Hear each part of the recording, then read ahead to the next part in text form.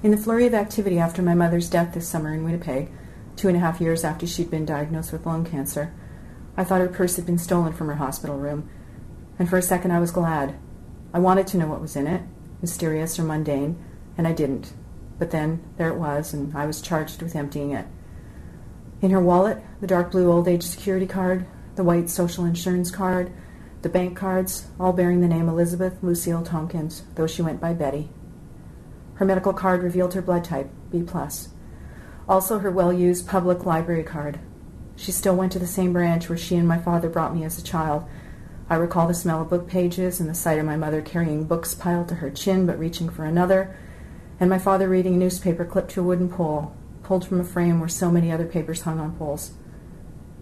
There was tea. She always had tea, always wanted tea. This last serving of tea was from a tea bag that had burst, covering everything in the purse with grit. There were also 2 small notebooks. In them I found lists of books and names of authors and figures in history, the latest entries in a lifetime reading list that covered wartime Europe, Israel, ancient Egypt, the United Kingdom. A knitter and quilter, she had sketched on another page a pattern for some future quilt, joining a square of patchwork with a square bisected by a rainbow. There was also fear in the books.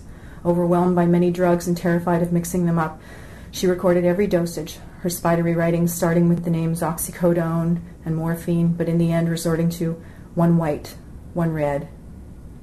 In her address book, she wrote names and phone numbers again and again because she was forgetting, including mine, which in the end she got more and more wrong. A scrap of paper holds the phone numbers of friends who helped her when I in Montreal and my brothers in Vancouver and Los Angeles could not. Helped her with rides, with groceries, and on at least one occasion sat with her for hours after she thought she'd taken too many pills. Another disturbing sign of how muddled she'd become, there was a clipping from the Winnipeg Free Press. She'd insisted that someone had played a terrible joke and used a photo of my father on someone else's obituary. I assured her that while this photo looked a little like Dad, who died 6 years before and from whom she'd been divorced since I was 12, it was not him. She had nodded gravely, but kept it. There was also the pin cushion, a pin booklet really, made for my mother by a sewing friend and holding maybe a dozen pins and needles.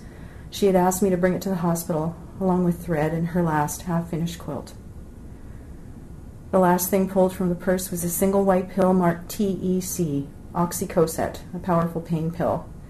After the many, many pills and vials I'd found in her purse in her apartment, almost too much to carry with 2 arms, I'd missed this one stowaway, found here in Montreal as I prepared to write this.